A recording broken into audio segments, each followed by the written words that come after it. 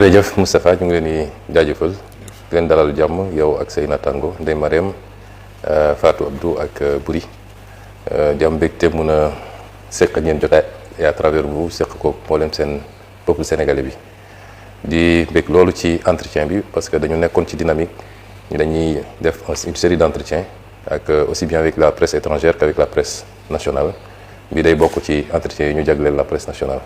ñu am yaakaar ni buñ ci génnee dina am lu bëri loo xam ne dina gën a leer ci gis-gisu askan bi kon ñu ngi nekk à votre disposition. jërëjëf bala ñuy sori ci waxtaan wi ñuy fàttali ne yaay njiitu assemblée nationale bi nga fi installé ak léegi daanaka ci ñetti weer lay toll waaye seetlu bi mooy de ni journaliste yi di waxee l'actualité dafa déplacé wu jëm assemblée lan moo ko waral dañu découvrir ci assemblée ay pouvoir yu bees wala Ousmane Sonko mi jiite assemblée moo waral coow li. waaw dañuy sant yàlla parce que assemblée nationale dafa di pàcc bu am solo ci réew mi. bu ngeen seetloo bi ñuy def campagne élection législative yi am na interview bu ñu defoon vers la fin ñu ngi ko defoon Petit Palais ma nekkoon premier ministre à l'époque mais nekk en même temps tête de liste Pastef mu am développement yu gudd yu ma waxoon ci solos assemblée nationale jàpp nag ni bëri na ay pàcc yoo xam ne ba léegi assemblée nationale jëmalagu ko ñëpp jàppoon ni sax bu ñu génnee ci élection yi bu Pastef gagné damay dem assemblée muy woo nit sama bëgg-bëgg ci jamono jooju mais bi ñu waxtaanee ci biir parti bi li gars yi jàppoon mooy nañu gungewaat parce que fi ñu nekkoon ci primature am na lu ñu fa téewoon loo xam ne amoon na njëriñ ci réew mi loolu tax ñëw moon immédiatement fii ci assemblée kon tey dañuy sant yàlla bi ñu doxee ba dellu si fi nga xam ne suñu kër naturel la par rapport ak li ñu war a mën a jëriñ ci projet bi fi mu toll nii bëri na pàcc yoo xam ne rek développé woon naa ko ne ni ñu ko waroon taxawee fii ci Sénégal ak rôle assemblée desoon na teewul bi assemblée bi taxawee Pastef am majorité président Malick Ndiaye jiite ko mu am liggéey bu am solo bu mu def fii boo xam ne ñëpp gis nañ ko man nag xaaruma ba ñëw assemblée pour impulser yenn yi bi ñu paree élection yi dama réunir suñu groupe parlementaire bi yëpp ñoom ñu demoon def benn atelier à Saly pour préparer les nouveaux députés ma fekkoon leen foofu ci clôture bi li ma leen waxoon mooy vous êtes des députés du peuple mais vous faites partie d'une mouvance li ñu leen sant mooy fileeg mouvance bi mi ngi teg tànkam ci li nga xam ne loolu la ñu jaayanteeg askan wi ci programme bi votre responsabilité mooy ngeen accompagner ko mais mouvance bi bu génnee ci loolu votre responsabilité mooy ngeen freiner ko donte maay premier ministre ba di président parti bi muy benn ñaareel bi mooy dañu am lu ñu waxanteeg askan wi ci programme te loolu programme bi pendant 10 ans d'opposition dañ koo martelé bind ko ci suñuy téere wax ko suñuy émission wax ko suñuy meeting kon tey suñu yàlla may ñu am majorité exécutive am majorité législative bu ñu demee ba exécutif bi traîner ci li mu war a def yéen am ngeen sañ-sañu mën koo suppléer loolu j'étais premier ministre donc ñu installé assemblée bi avec 130 députés de Pastef le président Malick Ndiaye à la tête wax dëgg yàlla mu def liggéey boo xam ne ñëpp gis nañ ko ci fànn yëpp nag boo seetee ni mu moderniser assemblée bi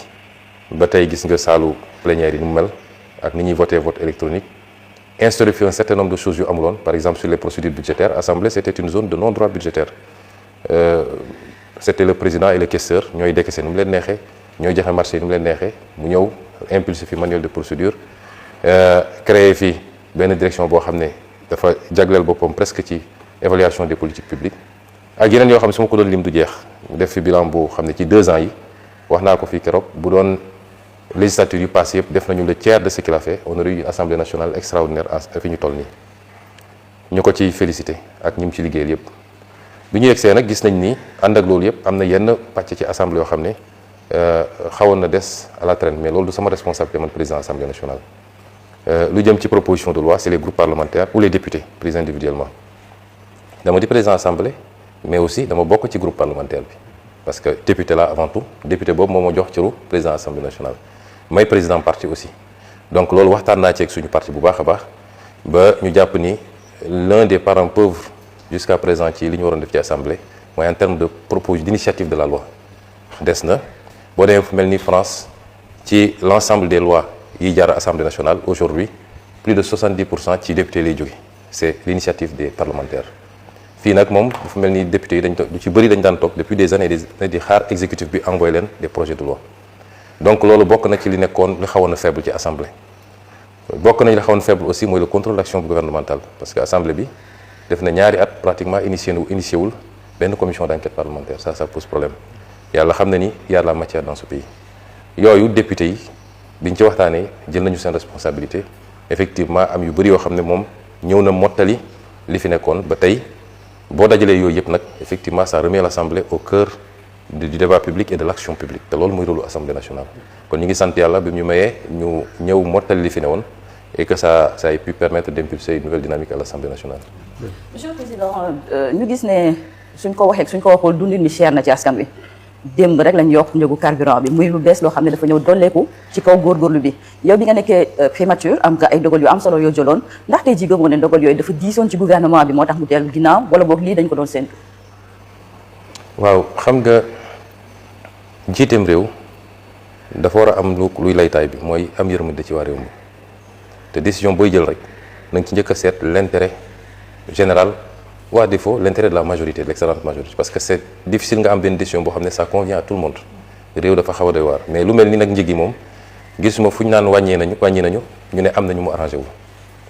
su dee wàññi bi lorul benn secteur économique mënuñ ne wàññi nañu ñu ne am nañu mu lor donc am yërmande ci askan bi mooy nga bañ a jiital rek les statistiques et les chiffres ak liy jóge étranger ñu la koy essayer imposer pour mun laa accorder des avantages loolu bokk na ci yéeg-yéeg bi jiit war a am ci réewam ci askanam dama wax fii ci assemblée nationale bi ma fi mujjee ñëw en tant que premier ministre ma am lu bëri lu ma wax ci affaire prix yi ci seeni stratégie nag dañuy dem dagg leen ci intéressé di essayer wax loo Ousmane Sonko lu mu waxul dama ne woon bu ñu demee ba mu métti ba ñu xam ni mënatuñu maintenir les prix tel quel boobaa nañu dellu si askan wi neen lii mënuñu ko maintenir waaye loolu yëpp am na lu ko jiitu ma waxoon nag li ko jiitu parti yooyu nañu dagg génne ko ci ñëw rek ne Ousmane Sonko annoncé woon na hausse des prix ça c'est de la malhonnêteté intellectuelle li ma waxoon mooy booy xool njëg yi nga jël njëg yi ñu yokk barki démb defe naa essence bi ak gasoil bi la te gëm naa ni leneen mun na ca topp parce que ba ñuy nguur yi naan dañuy yokk njëg du tey jii daanaka bi ma génnee gouvernement ba léegi ñu ngi ci waaye li ñu doon wax mooy nañu préparer opinion bi nañu jàllale ay message buy jàll ci yenn presse yi pour préparer opinion bi ndànk-ndànk moo taxoon lenn ci ñoom sax commencé génn naan subvention bi jógee na 200 xaw ma 400 milliards dem 700 milliards te dara amu ci en réalité mais c'était un travail de préparation de l'opinion mais ci ñaari produits yooyu su ma ko jëlee comme exemple rek soo xoolee structure des prix bi dafa am plusieurs parties boo jiitee nag booy teg askan wi leen da ngay xool man état bi ban part laa jël ci sacrifice bi ñi nga xam ne ñoom ñoo yor mbir yi ñooy importer wala ñooy jaayaat ban sacrifice laa leen demandé doog a ne peuple bi tam ban sacrifice laa ko demandé mais ñoom bu ñuy def benn partie rek moo leen ci intéressé mooy lépp nañ ko xëpp peuple bi parce que soo jëlee essence ak gasoil li koy déterminer condition bi ngay approvisionné wu ban marché ngay approvisionné ak ñaata ngay approvisionné benn élément la capacité bi nga am yow pour raffiner par exemple beneen élément la te ñun Sénégal am nañu capacité raffinement ñetteel bi nga doog a ñëw nag ci structure prix bi naka lañ koy séddalee depuis kii importé grossiste ba marge détaillant bi mais nga dugal aussi lu am solo mooy les taxes parce que boo liggéeyee ci produit hydrocarbures Sénégal les taxes représentent entre 40 et 52% du prix c'est-à-dire ku dem jënd tey essence ñu ne la jaay nañ la ko 900 et quelque entre 45 et 52% daanaka taxe la mooy li état bi di jëlaat moo tax keroog may wax fii assemblée te indication yi laa joxoon ministre des finances ak ministre de l'énergie ne leen bu leen ma wax subvention bi kese parce que subvention bi lenn la mais état bi day subventionné fukk daal di encaissé taxe ñaari fukk donc daanaka subvention bi existé wul réellement parce que da nga koy neutraliser te soo libéré prix yi ne yokk naa prix yi taxe bi day yokk parce que les taxes sont calculées sur le prix donc l'état encaisse encore beaucoup plus ba pare teg ko ci consommateur bi suñu doxee tuuti mu ne subvention bi dafa bëri dama génne fii les statistiques wax naa ko fii keroog assemblée nationale boo jëlee les subventions masalan soo jëlee 2021 état bi mi ngi subventionné à 212 milliards mais mi ngi taxé à 450 milliards donc différence bi c'est 237 milliards nga jël 2024 état bi mi ngi subventionné 467 milliards encaissé taxe 682 milliards soit 214 milliards d'écart en faveur de l'état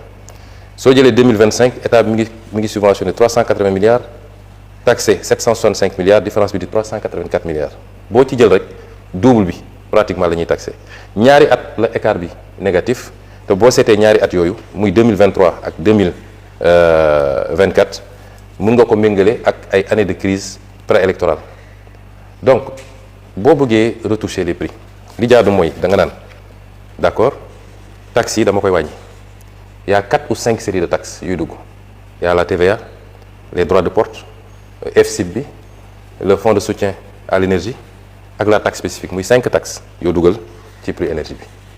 ñun ñoo ëpp lu ñuy taxé dans l'Afrique de l'Ouest le prix de l'énergie donc ma joxoon teg ndigal ne léegi nañu njëkk a wàññi taxes yi boo wàññee taxes yi mun nga conséquemment wàññi subvention bi ñu xool ban équilibre lay joxe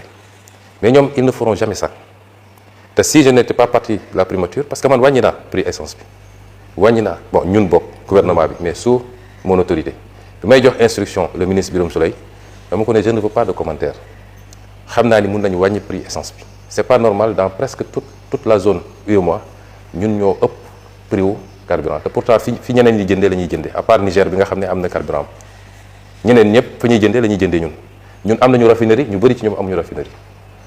boo ñu wàññee woon taxes yi tuuti ak yeneen mun nañu wàññi prix carburant bi crise am na effectivement dans le monde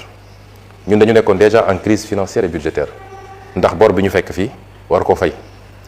ñu ñëw guerre Moyen-Orient am beneen crise tegu ci mais ànd ak loolu yépp man gëm naa ni suñu defoon liggéey boobu ba pare amaana duñu yokk mën na am sax dañuy wàññi et c'est ça qu'on attend des gouvernants mooy toujours na nga jiital yërmande bi nga am ci askan wi maintenant su dee dafa am ay conditionnalités ñu leen di imposer de l'extérieur ñun de bi ñu fay nekk dañ koo bañoon ne ajustement ak restructuration ça se fera pas au détriment du peuple sénégalais te wax naa ko suñu conférence de presse jour bi ñu génnee gouvernement bi moom président suñu dernier jotaay bi ñu waxtaanee di xawal ndax dañu déggoo am déet ci gouvernement bokk na ci ñaari laaj yi ma ko laajoon mooy est-ce que njëg yi dina yokk mu ne ma non njëg yi du yokk on va maintenir ñaareel mooy est-ce que di ngeen nangu restructuration mu ne ma non mais li ñu commencé nii ajustement structurel la. ah oui lan mooy ajustement lu dul on vous impose de l'extérieur yenn mbir yu xam ne leer na ni baaxul ci askan bi on fait supporter au peuple parce que situation économique du pays situation financière et budgétaire mayul ñu supporter un certain nombre de choses c'est une forme d'ajustement et je ne crois pas que ça va s'arrêter ci bii loolu nag jàpp naa ni bokkul ak gis-gis boo xam ne méngoo nag jiite bu ànd ak yërmande ci askan wi gëwuma ko.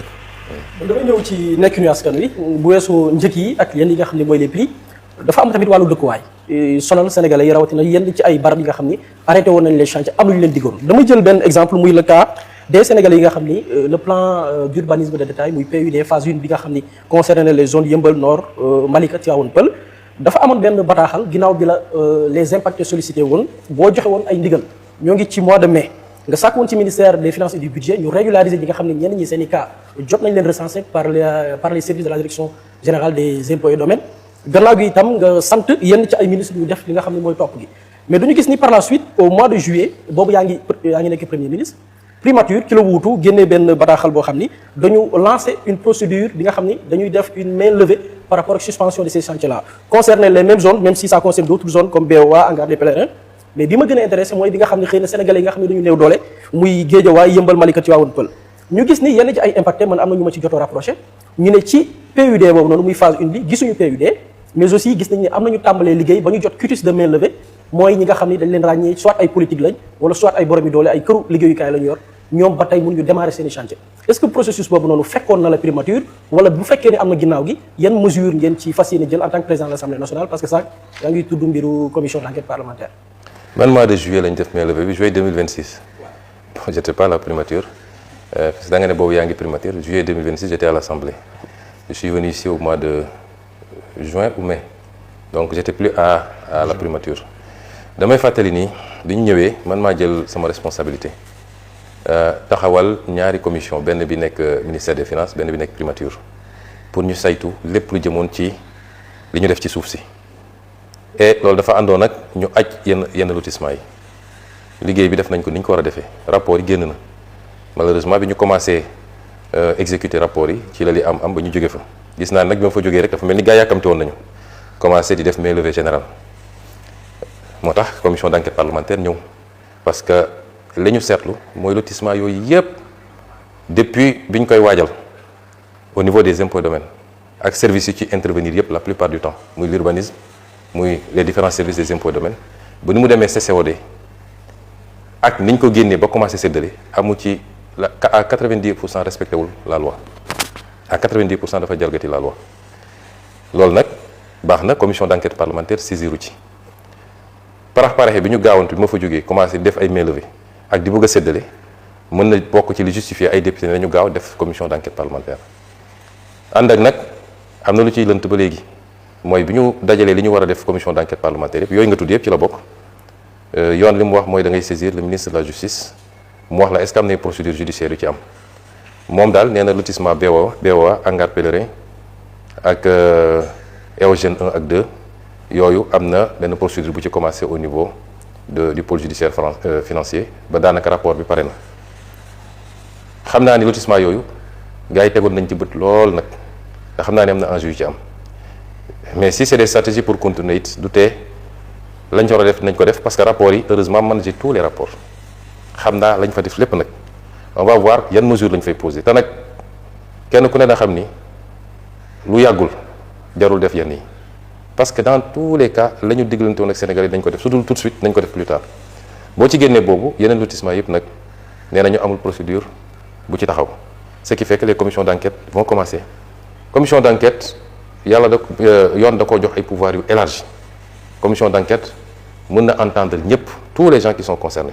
directeur général simple agent ministre ñëpp commission mën na leen entendre ba ci les privés yi nga xam ne impliqué nañ ci commission d'enquête mën na leen entendre fii ci règlement intérieur du bees bi may nañ commission d'enquête sax mu def ko des audiences publiques diffuser ko Sénégalais yi xam li xew commission d'enquête mën na def des réquisitions à toutes les institutions publiques comme privées bancaires ak yëpp pour am les informations yi mu war a am commission d'enquête mën na saisir le procureur bu dee dem na ba gis ay infractions ay faits yoo xam ne susceptibles d'être qualifiés d'infraction pénale mën na saisir le procureur kon outil la boo xam ne yéex nañ koo yëkkati parce que quasiment lu justice mën a def à part àtte commission d'enquête mën na ko def te rapport am mën na continuer dem ci àtte ba ci haute cour de justice bi nga xam ne fii la nekk parce que commission d'enquête mën na constater loo xam ne concerne na ay autorités ñu voté fii résolution c'est mu dem directement haute cour de justice donc cër yu am solo yoo xam ne assemblée nationale am na ko te dañ ko yéex a déclenché donc le non respect des PUD effectivement joxewoon na ay instructions parce que injustice baaxul c'est vrai il y a la loi il y a le code sur le domaine de l'État il y a les décrets yi fi am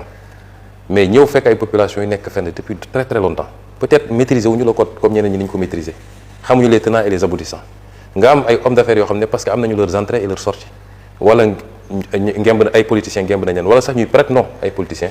ñu xëy rek fa nga yaroo màggee fa ñu ne la dagg nañu fii fépp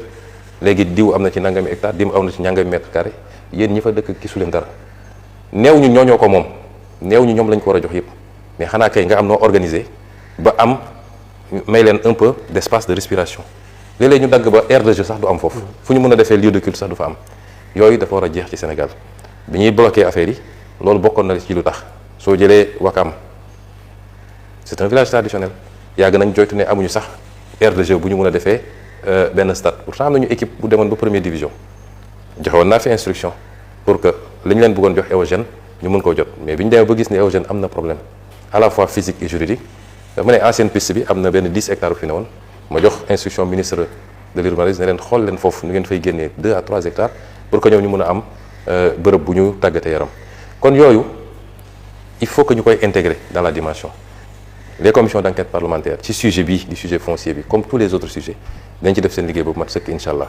da ngay gis suñu ne commission d'enquête parlementaire ay nit di wax rek soi-disant société civile ak yooyu ñii naan na justice saisiru en fait dañu bëgg a protéger ay nit parce que loi dafa ne dès que la justice se saisit la commission d'enquête est dessaisie léegi nag ñoom su ngeen fàttali ko en 2024 bi coow li amee fii avec le conseil constitutionnel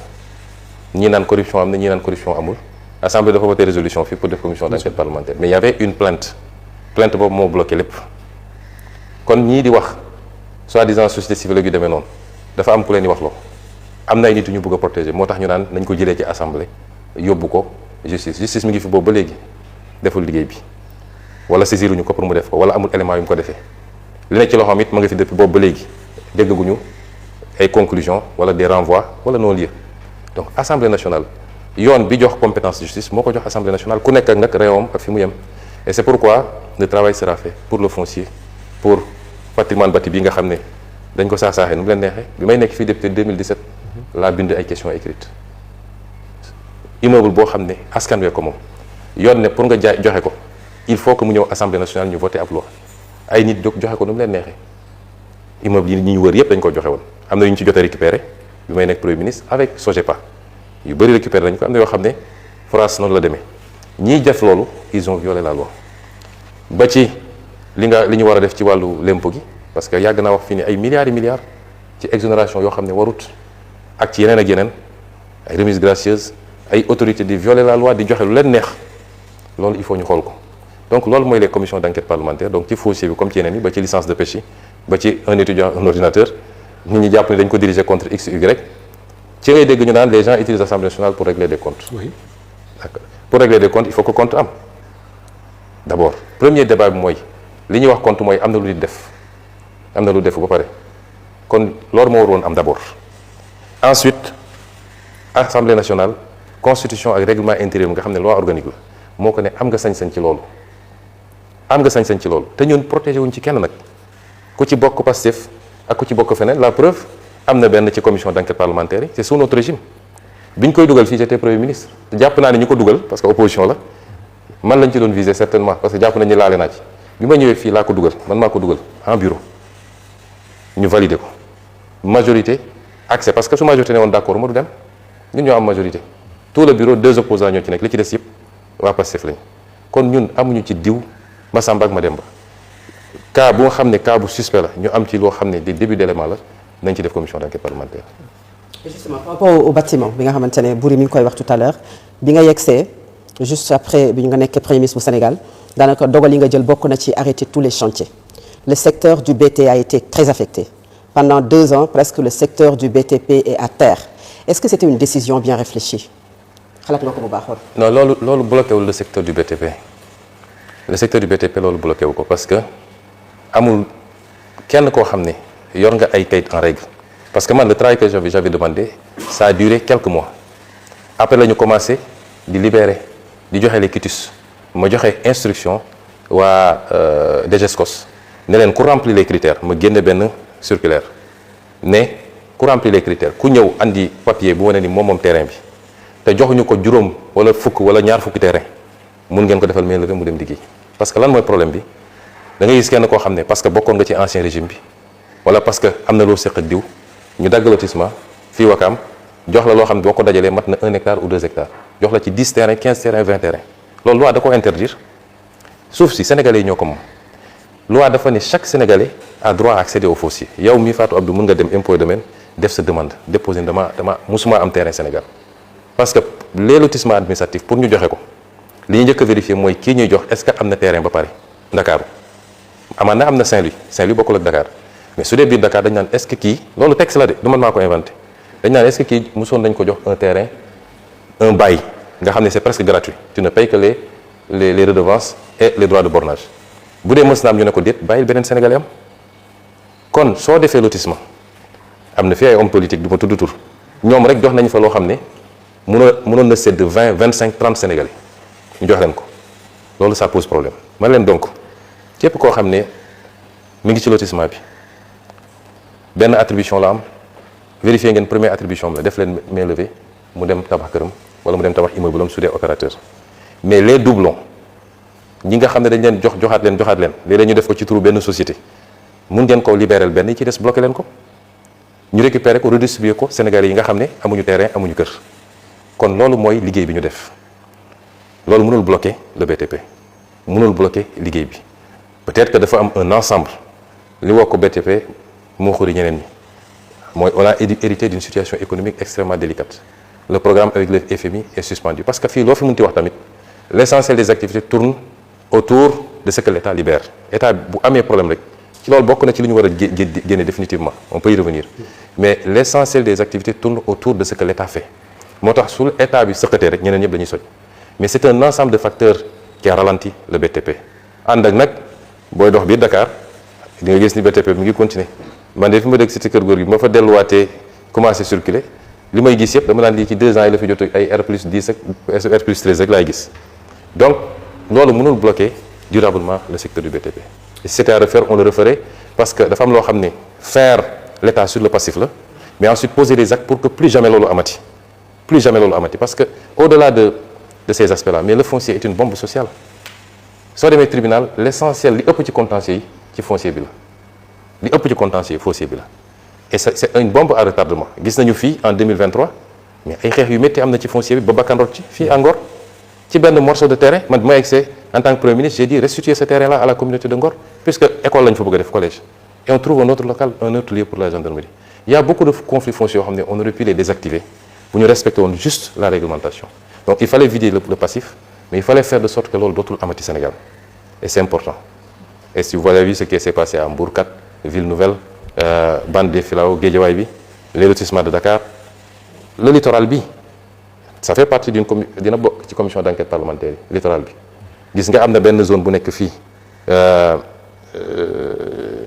wetu clinique bi nekk ci corniche bi comment ça s'appelle la clinique c'est pas Bellevue soo demee ba wetu Mermoz d'accord. il y a une clinique booy wàcc noonu ci contrebas bi en face la maison de Senghor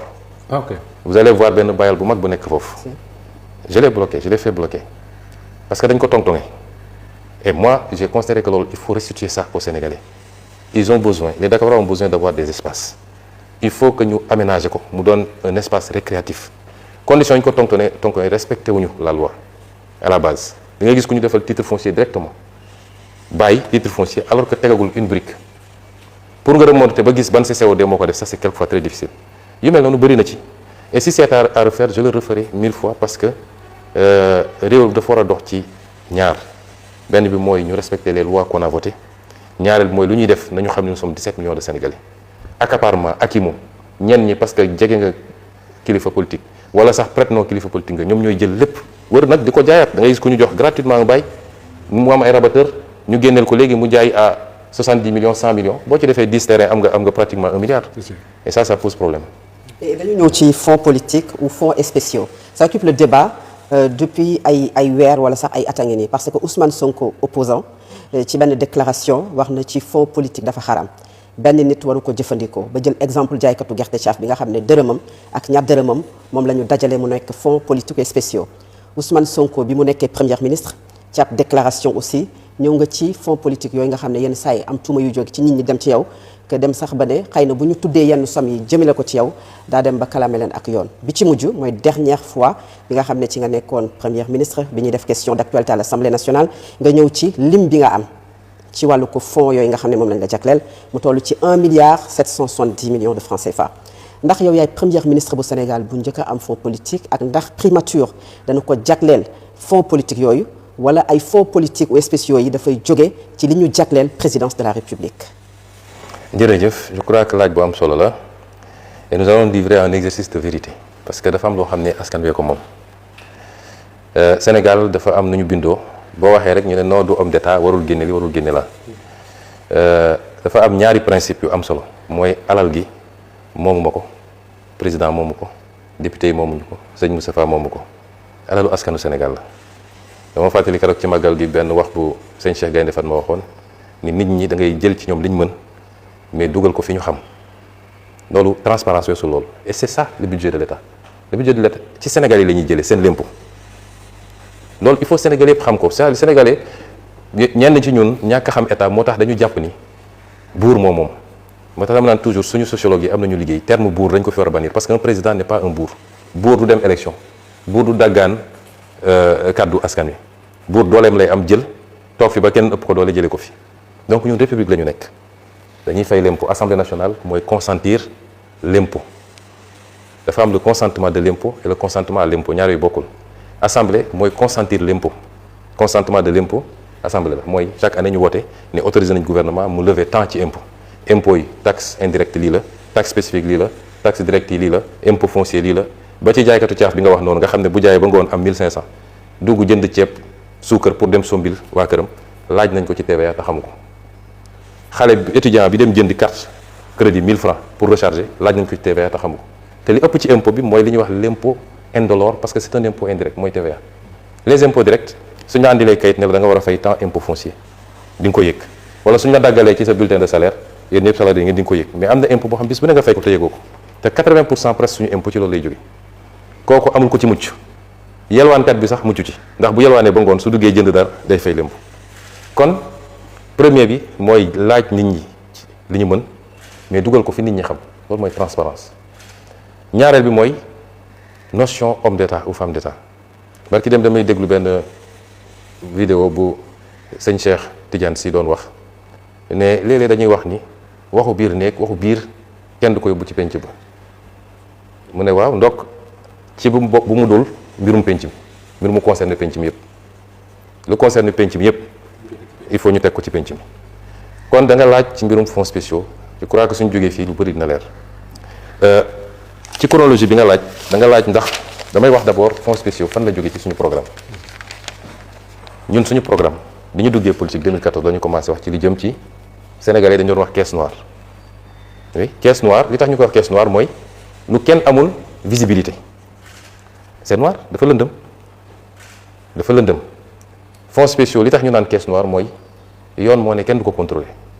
kenn du ci rendre compte kon dafa lëndëm bi ñu commencé politique la ñu ne lii du yoon xaw ma man démocratie bu tax ñuy wax démocratie boo xam ne am na 1 centime bu ne ci budget bi te kenn du ko contrôler amut ñu wax ko suñu programme commencé ko wax ci émission yi ku remonté samay émission bi ñuy door politique di nga ko fa gis bi may présenté sama livre en 2018 en tant que candidat fii place de l'Obélisque ñu laaj ma ci fonds spéciaux yi ma wax ci wax ji dañ koy dagg nag moom yow sax xam nga koo dagg tuuti yem ma ci ne xaraam na dama ne bu dee dañuy voter nit ay crédit nga am sañ-sañu def ci lu la neex te doo rendre compte bu la neexee nga jël ko jox ko say mbokk bu la neexee nga dugal ko ci néeg sotti pétrole taal loolu araam na parce que xaalisu jàmbur la mais bu dee nag dafa am ay secteur cim réew yoo xam ne yu sensible la xam nga doo espionner naan Sénégal bind na tant ci budget parce que day espionner un pays étranger réew moo gis am na ay services de renseignement partout dans le monde mais loolu doo ko bind ci budget am na xeetu ngànnaay yoo xam ne doo ko bind ci budget soo koy jënd loolu am na ci réew yu nekk mais dañ ko war a contrôler buñ ko contrôler dagan na buñ ko contrôler wul ci man aram na ma wax loolu ñu dem ba ma nekk candidat 2019 ci suñu programme ma bind ko ci lan la ñu bindoon dañu ne nous supprimerons les fonds dits politiques et les remplacerons par des fonds spéciaux votés à l'Assemblée nationale pour les opérations ultra sensibles telles que l'armement, les missions secrètes par exemple. Nous soumettrons les fonds spéciaux à un contrôle spécifique et a posteriori par une sous-commission composée des membres assermentés, à savoir 2 députés de la Commission des finances, issus de l'un de la majorité et l'autre de l'opposition parlementaire, et 2 magistrats de la Cour des comptes, en plus du président de la Commission. Ça, c'était mon programme Jotna 2019. Gis nga ni ñu ko bindee nii lañ ko bindewaat ci programme Diomaye 2024. parce que suñu programme Jotna mooy programme Diomaye 2024 daanaka amul lu ci soppiku kon lii dafa dépasser la personne de Diomaye ou la personne de Sonko. Ça concerne le parti Pastef ak li muy bëgg-bëggam ci transparence parce que li tax Sénégalais yi bëgg Pastef lan la mooy lu ñu yaakaar ci ñun transparence njub moo tax ñu bëgg ñu. alors loolu mooy premier élément bi ensuite ñu ne il faut ñu contrôler ko boo demee fu mel ni France am nañu ay fonds spéciaux président de la République France amul fonds spéciaux du gérer fonds spéciaux primature moo am fonds spéciaux en France ñoom bi ñu doxee ba ci yàgg dañ ne mënuñu jël et le premier ministre ne gère même pas les fonds spéciaux c'est son secrétaire général qui gère les fonds spéciaux en réalité mais ñoom bi ñu demee ba 2021 seen loi de finances rectificative 2021 dañu dugal article 154 en France lan la ñu wax dañu les dépenses faites sur des fonds spéciaux inscrits au programme intitulé coordination du travail gouvernemental sont examinés chaque année par une commission de vérification chargée de s'assurer que les crédits sont utilisés conformément à la destination qui leur a été assignée par la loi des finances. Les services destinataires de ces crédits tiennent compte d'emploi des fonds, ainsi de suite. gudd na mais après ñu ne la commission prend connaissance de tous les documents, pièces et rapports susceptibles de justifier les dépenses considérées et l'emploi des fonds correspondants. Elle se fait représenter les registres, états, journaux, décisions et toutes pièces justificatives propres à l'éclairer au cours de ses travaux de vérification. La commission est composée de 2 députés de l'Assemblée nationale et 2 députés du Sénat. France ñooñu ëpp doole foofu ëpp ñu alal ëpp ñu depuis 2001 ils ont inséré dans leur loi de finances que dañu war a contrôler les fonds spéciaux et depuis lors les fonds spéciaux sont contrôlés par une commission boo xam ne day prêter serment boo xam ne elle est soumise au secret absolu mais dañ koy contrôler. ay députés ak ay sénateurs. ay sénateurs ñoo ci nekk. Ensuite nga ñëw Sénégal fonds spéciaux fonds politique fonds social ñett yooyu moo am fonds spéciaux fonds politique fonds social mais pour yooyu am il faut que mu am texte bu ko prévoir bu texte amul mënul am loolu bokk na ci li andi problème ci 16 bi ndaw soo su doon jiite 16 dafa ñëw amul texte bu prévoir fonds spéciaux pour le 16 moom mu ñëw créer fonds spéciaux boppam moo tax bi ko IG contrôlé ñu jàpp ko ne dafa créer 3 comptes viré ci lu mat 2 milliards 136 millions en parfaite irrégularité ñu ko koy retirel di ko jox en main propre loolu moo nekk ci rapport IGE bi amul texte bu ko prévoir bu doon dafa am texte bu ko prévoir IGE bu ñëwee wala Cour des comptes duñ ko xool parce que amuñu droit bi loolu mooy andi problème bi moo tax bi ñu ñëwee man rapport IGE yi ñëw amuma ci Massamba amuma ci benn Mademba ni mu ñëwee laa koy transmettre justice j'ai transmis ça n'a pas plu à tout le monde président sax bind na ma ci ma tontu ci waaye du ma dugg ci détails yooyu ça n'a pas plu à tout le monde et c'est des faits graves on va voir fan lay mujj parce que dafa mel ni dëkk bi moom bi nga wax mooy conseil économique social et environnemental d'accord loolu mooy problème mu conseil moo fi nekkoon moom la ñu ko épinglé c'est la seule présidente li andi problème bi loolu la am na yeneen yi ci dugg nag mais du ma ci dugg ci détails yi fii ci lenn ci li may boole ak président parce que dama bëgg Sénégal yi xam ni man président politique boolewu ma ak moom créer parti boolewu ma ak moom na créer 50 000 partis loolu terewuñu nelaw li ñu boole c'est les questions de transparence les questions de souveraineté yi nga xam ne mooy le fondement de notre action politique bref ensuite dama ne il faut texte prévoir ko ñu dugg ci primature balaa ñu dugg ci primature dama ne nit ñi nee nañu primature amul fonds secret c'est faux primature dafa am fonds secret boo xam ne fonds boppam la bu bokkul ak président de la République lii c'est le décret 2004-1186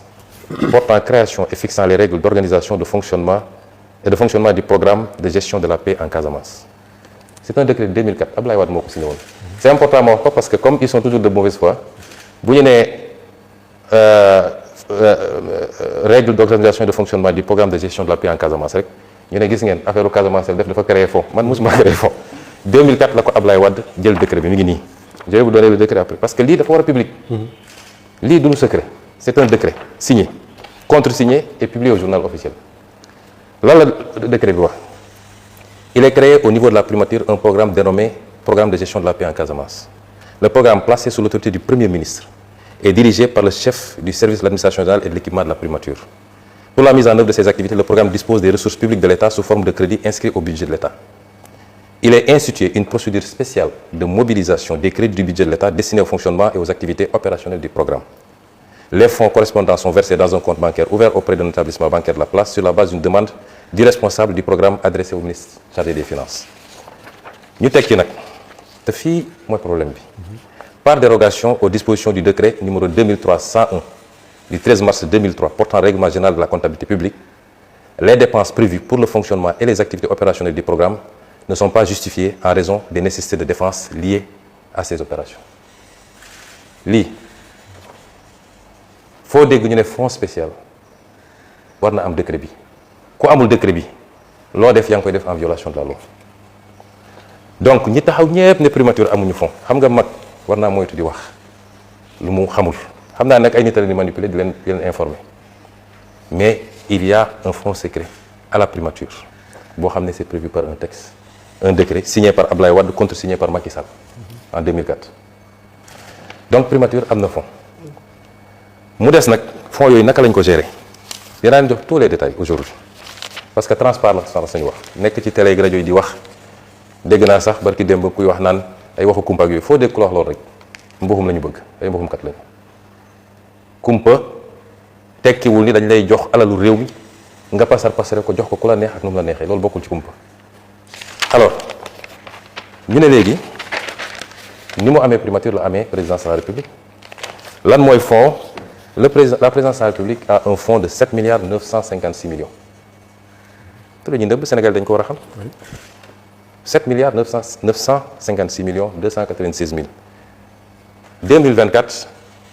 fonds bi egg na 11 milliards et quelques 2024 waaw lan moo ko waral mooy bi ñu yegsee président dafa ne bi mu ñëwee fekk na ki ko fi jiitu woon vide fonds bi yëpp kon moom fekku fi fonds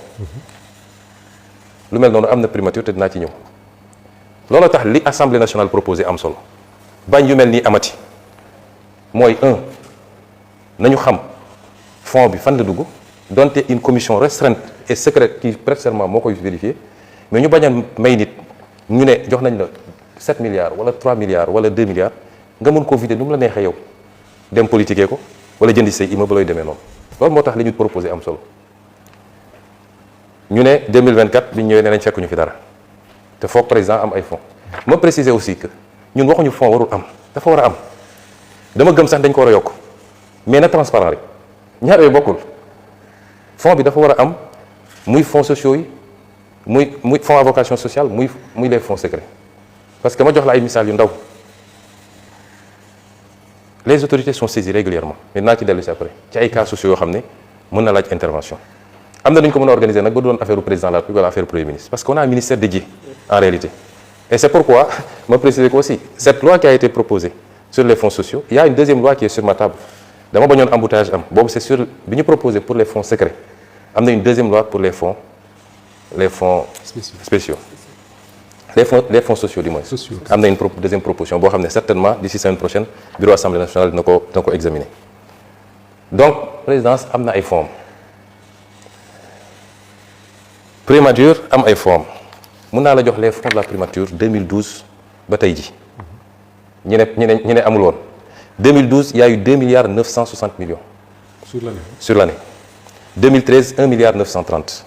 2014 540 millions 2015 2 milliards 028 2016 2 milliards 772 2016 2017 2 milliards 502 2018 2 milliards 190 2019 2 milliards 061 te boobu supprimé woon nañu primature su ngeen fàttali ko mais secrétaire général du gouvernement lañ doon affecté les fonds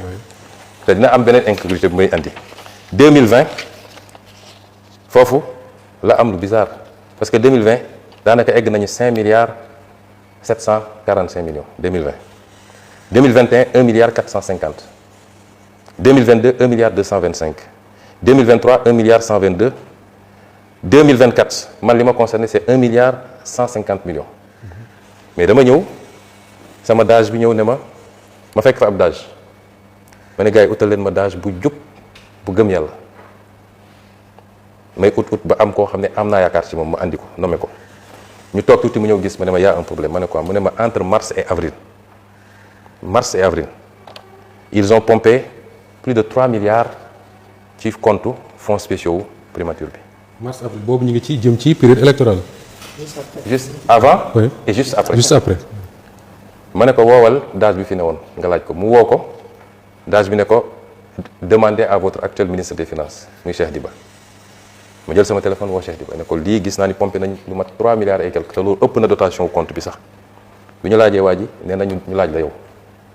li tax nag mu ne ñu laaj la xaw ma ko mais je veux qu'on me fasse le point sur ça parce qu'il faut qu'on me dise fan la xaalis bi dugg ba may génn primature ils m'ont pas dit fan la xaalis bi dugg ci 2024 bi 2025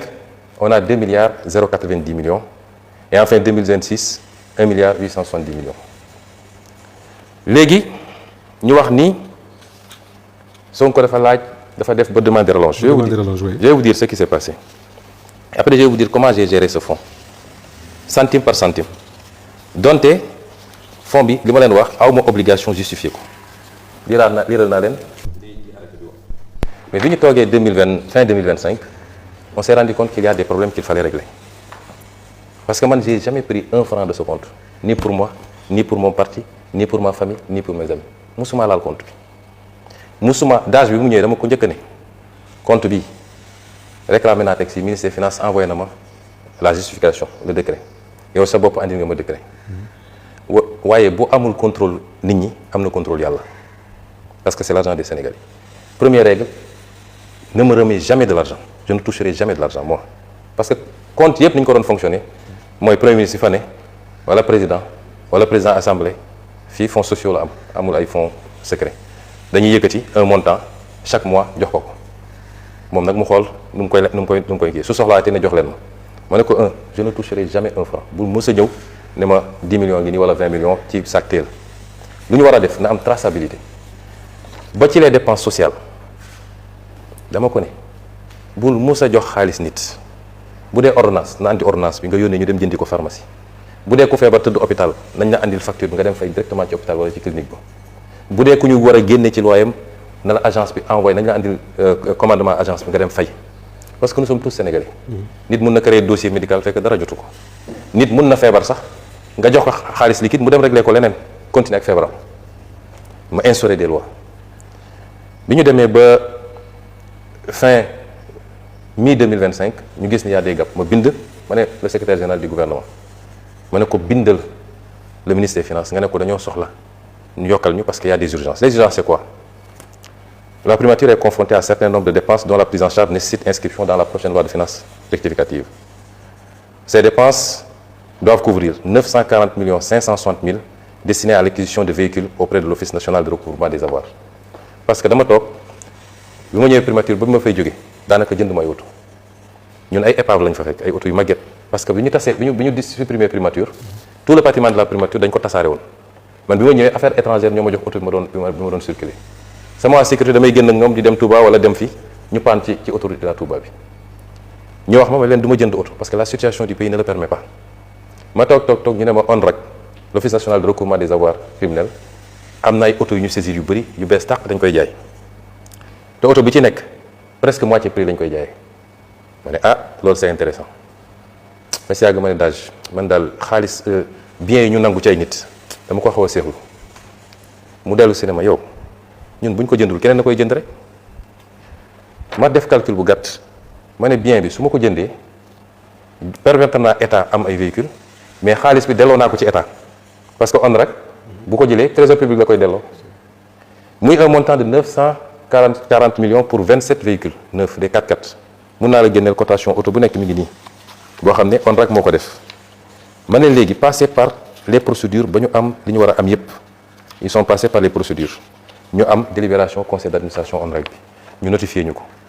ci la ñuy doog a jël oto yi pratiquement bi may jógee primature la ñuy livré oto yi jotuma ko sax séddale muy 940 millions.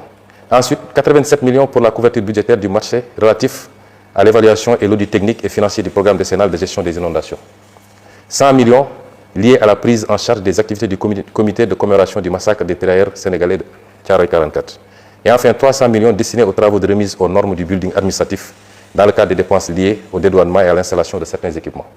boobu amoon nañu fi sax début d'incendie encore fii ci building bi yàggu la ñu ne ñu il faut ñu terminer liggéey bi parce que gis ngeen conditions yi ñu ko récupérer. C'est ça li ñu demandé augmentation amu ci dërëm boo xam ne te lépp ay facture la bu ñu jógee ci loolu ma wax leen léegi les fonds de la primature dama wax le DAGE ma ne ko 15 bu ñuy génne donte kenn du ko contrôler dama bëgg mu am traçabilité tey je lance un défi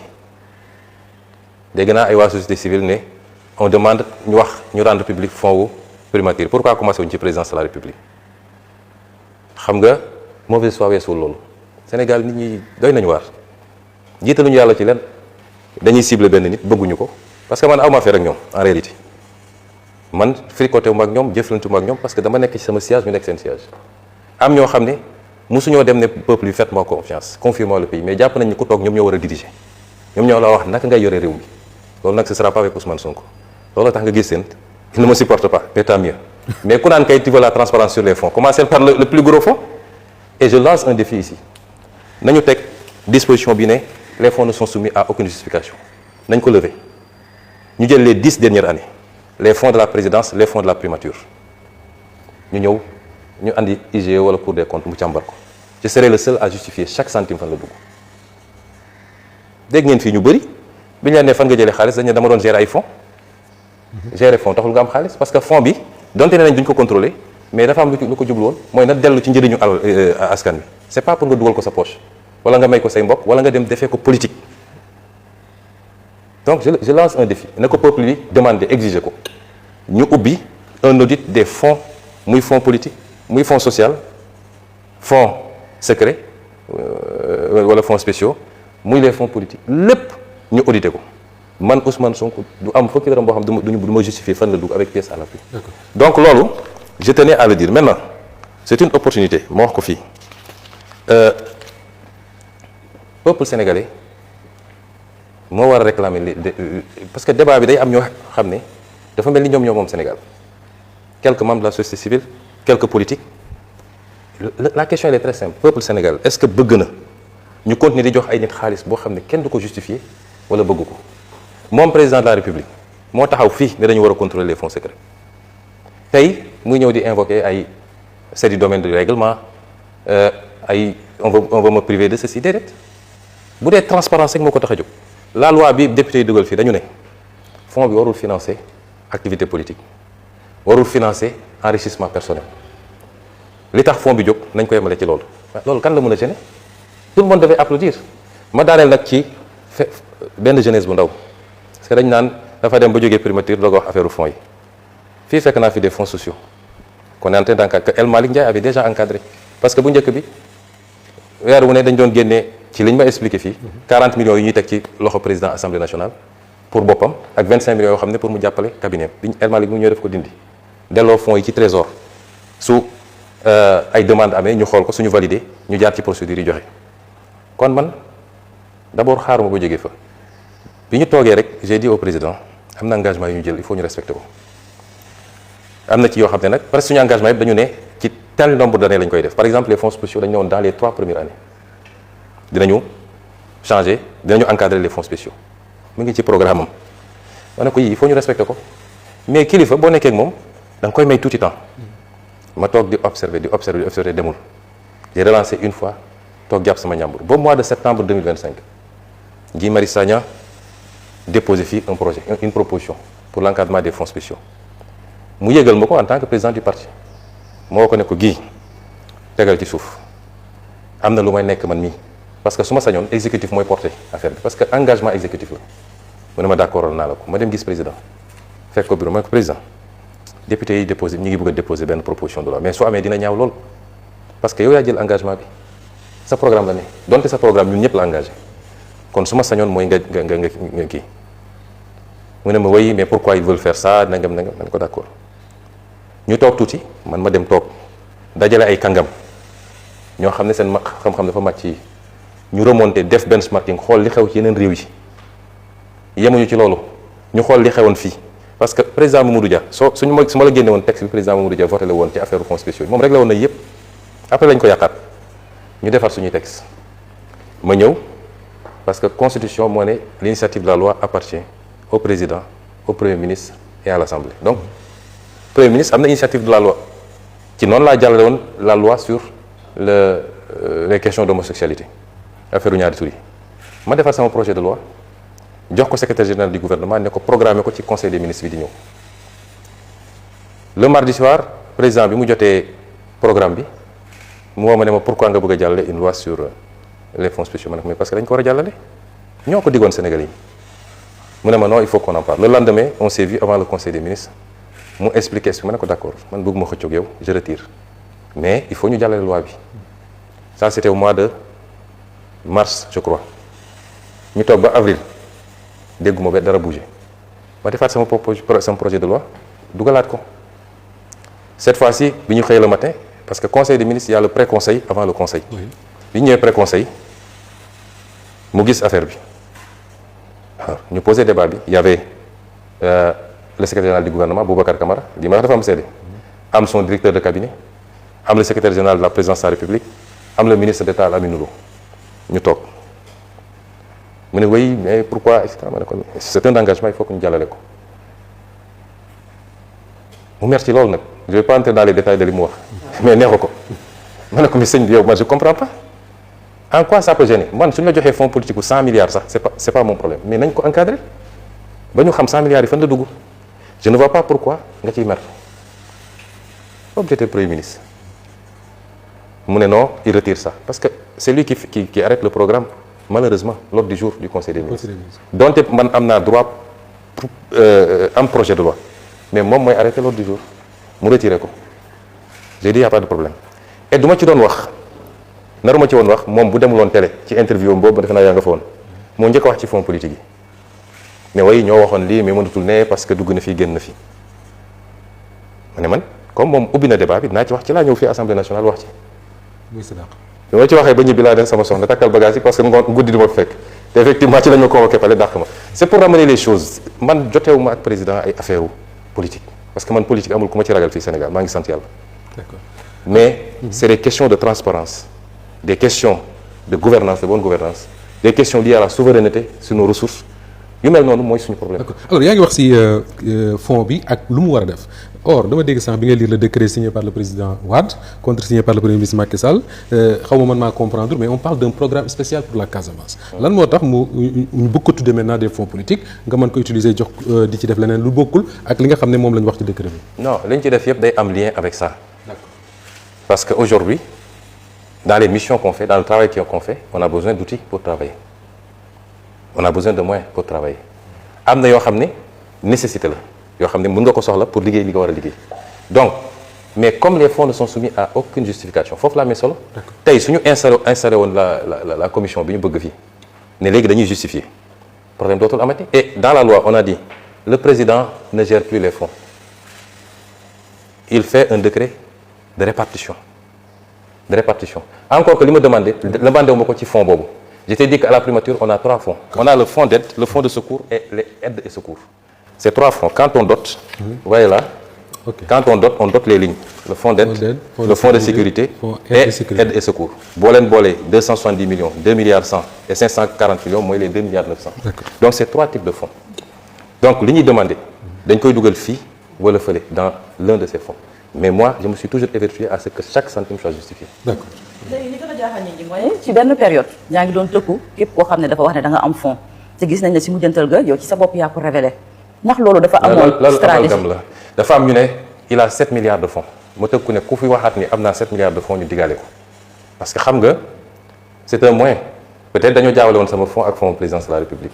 c'est moins l'existence de fonds que le fait que ñu may allouer des montants yoo xam ne man aw ma ko peut-être ci wax ji détaillé wu ma wala eggu ma mais des gens sont sortis ici ils disent il a 7 milliards de fonds ba def calcul ne c'est tant par jour qu'il dépense tant par semaine qu'il dépense. Oui. C'était ça le débat. léegi lu weesu fonds politique yi am na tamit ci lu ñu la doon xaaree ci appel à candidature yi ci rationalisation yenn agence yi mu nekkoon liggéey boo tàmbali woon waaye dafa mel ni ne léegi dafa taggatémbe. dañ maa dàq balaa ma koy yeggali su ngeen seetee conseil des ministres mais ndax li nga ci am taxawaay. su ngeen seetee conseil des ministres tout le travail avait été fait pour la rationalisation des agences les services qu'il faut supprimer les services qu'il faut fusionner lépp pare na on avait donné rendez-vous au mois de juin pour finaliser génne lépp malheureusement avant le mois de juin moi j'ai quitté là-bas mais l'administration est à une continuité te ki fa nekk premier ministre bi may door liggéey bi moom moo ne woon sama secrétaire général donc xam na ko lu ñu togg nag ba mu ñor des lu yàq wax dëgg yàlla bu dee ki togg dafa am urgence dem keneen mën na ñëw yàq mais le travail a été fait. mais gëm nga ne dinañ ko yàq. ça mënuma ci sori. man ci fooy dama bëgg benn précision par rapport ak parce que ci ma juumul le 22 mai 2026 nga révélé woon ni am nga ay fonds yu toll ci 1 milliard 770 millions. Exactement 1 milliard 770 millions. Maintenant problème bi man foofu moo jaxase sama xel ak ñu bari ci Sénégalais mooy dafa am kenn ci gouvernement bi ko génn ku ne 1 milliard 710 millions yi par trimestre la. suñu sukkandikoo ci loolu moom dafa ne par trimestre. waxul dëgg bu ma defee le calcul mooy 7 milliards 80 millions. waxul loolu tamit Sénégalais bëgg nañ mu leer wax nañ ne chaque ñetti weer da ngay demander yow 1 milliard 710 millions. waxul dëgg xoolal moi je vais vous montrer une chose gis nga lii c'est les états 2025 2026 2024 man. Ça, c'est les états tirés du trésor. Le montant global, à la fin, mi ngi nii li ma annoncé moo fi nekk. Et vous voyez que rubrique par rubrique, à chaque fois qu'on fait une sortie, on a dit fan la dem. Donc, c'est pas trimestriel, c'est pas mensuel, c'est même pas semestriel, c'est annuel. Intoxication bi nekk ci dëkk bi parce que dañu toll foo xam ne man du ma dem parce que ça sert à rien ngay dem naan maa ngi yóbbu nit ñi justice bis bu ne nit xëy wax lu toll ni àdduna ci Ousmane Sonko mais jaru ko parce que da nga koy may buzz te du mujj fenn. dañ koy jàpp yóbbu bàyyi ko mu dem donc c'est pas la peine mais lii Cheikh Diba mooy ministre des finances je le mets au défi na génn mu weddi ni man chiffre yi ma joxe nii du lii mooy lu baax c'est pas mensuel c'est pas trimestriel c'est pas semestriel c'est annuel mu ngi nii te chaque centime je t'ai dit je l'ai vérifié ligne par ligne et je suis le seul à l'avoir fait na keneen génne bosam te am na ñu nekk boobu la nekkoon nañ fi premier ministre ay président ngi fi ay presque premier ministre yépp a ngi fi kenn rek a fi nekkatul ci ñëw premier ministre récent yi kenn mënu la génneel une justification de l'utilisation de ces fonds personne. Déclaration de patrimoine bi parce que votre patrimoine fait l'objet de beaucoup de spéculations maanaam ci kanam li ñu ciy wax dafa bëri Ousmane Sonko am na lii Ousmane Sonko am na lële. amiin ndax sa patrimoine dafa am yow loo ciy nëbb bëggoon nañu ko xam ak ndax aujourd'hui da ngeen a xaar ba le président de la République ne nañu étendre la déclaration de patrimoine rendre ko public ci njiitu pencum ndaw réew bu Sénégal ak njiitu primature pour que ngeen plié wu ci. le débat mooy est-ce que président dafa xaar ba ñu imposer ko pour mu accepter ni dina déclarer à la sortie te dañ ko publier parce que bu ñu escamoté il faut commencer ci cosaan bi cosaan mooy lan mooy ñan ñoo jël initiative loi bi doo tëb ci ki def amendement su loi amuloon amendement du am donc député yi ñoo jël initiative de la loi ne président de la République dafa war a déclarer à l'entrée et à la sortie te ñu publier ko constitution dafa ne dina déclarer à l'entrée ñu publier ko ne fàtte wax ni dina déclarer à la sortie déclaration nag balaa muy am solo nga déclarer à l'entrée et à la sortie ñu jël initiative yi dans le cadre d'une réforme de la constitution beaucoup plus globale moom mu def recours conseil constitutionnel cassé député ni du ñu bàyyi parce que lii engagement électoral la